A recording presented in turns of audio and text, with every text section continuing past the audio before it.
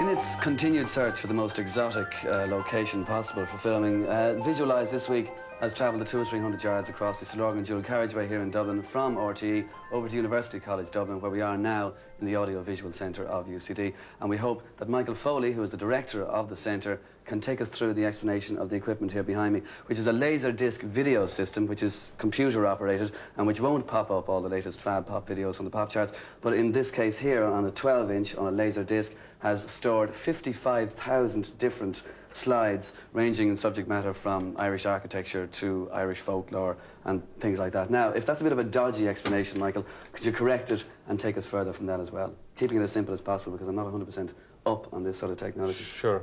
We'll just have a look at the actual disc here.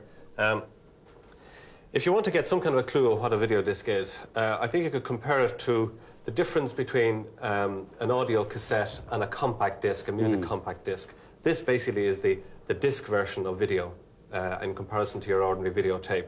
It'll play normal video material, you know, movies, films, all that type of thing. But it also has another facility in that it's all the frames of the movie are in fact in these revolutions on the disc here. You can probably see them there.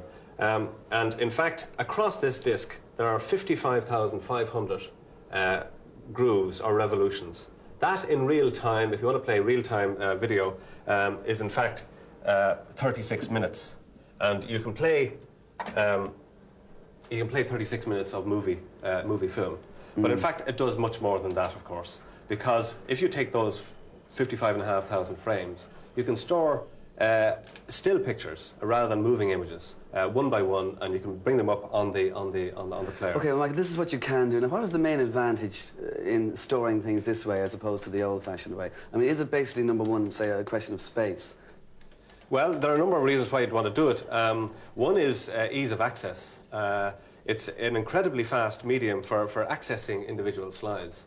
As I say here, we're playing back now at normal tape speed, and you can see that they're 25 frames a second and they're flashing by there.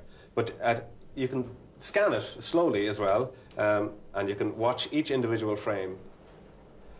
Now, by using a computer, you can actually access any one of those frames in less than 4 seconds. Now, 4 seconds is the longest time it'll take. If we ask the computer now to tell us what in the slide collection they have on New York museums.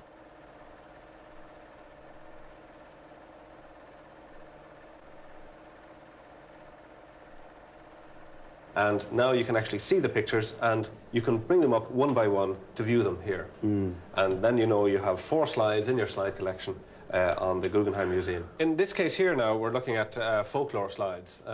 And we put on folklore slides because we needed some kind of archival material to hold on to them, to preserve them. Slides fade over time, and so does videotape, it wears out, etc.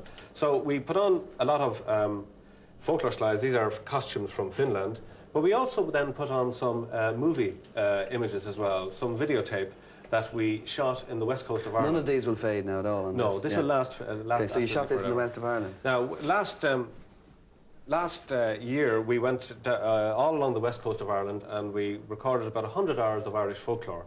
This particular bit of material you're looking at here, we actually recorded here in UCD.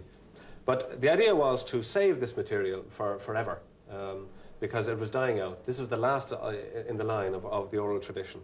And so we went to Mayo and we got John Henry to tell a story. And then we transcribed the material as a sub-caption here. Now that's an absolutely direct transcription of the story that he's talking.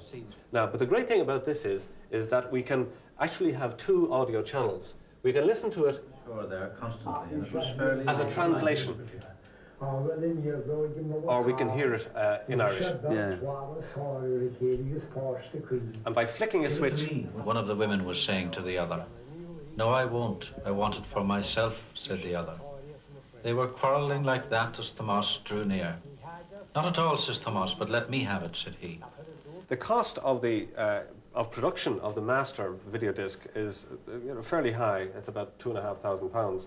But in fact, the reproduction costs are very low. You can produce hundreds of these for about £10 each.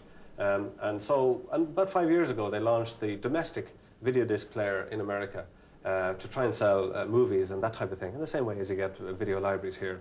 But it didn't really take off because the cost of the player was too much because it only played back, it didn't record.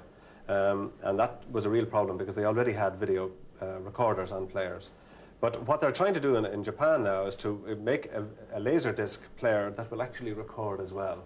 It'll record and play back. And I think then we might get kind of a movement into the domestic area then. In other words, sort of like the home video type things in terms of straight from a laser disc. That's right. In the same way, in your audio system, you'll have your disc and your tape system. You'll probably have so is there any aspect at all that all this equipment here is already even slightly out of date? Well, I mean, it goes on. I mean, the Doomsday Project in Britain is experimenting with the whole idea of putting the digital information on the disc, which will be able to provide an awful lot of statistics, maps, anything you can put in a computer, you can put in a disc, plus the pictures. So that's going to be the next stage, where you combine the compact disc, random read-only memory with video together, and you're going to have an incredible storage medium then. And that's next 5 years we'll have that. Next 5 years, okay, I'll wait. Thanks very much, Michael. Good luck.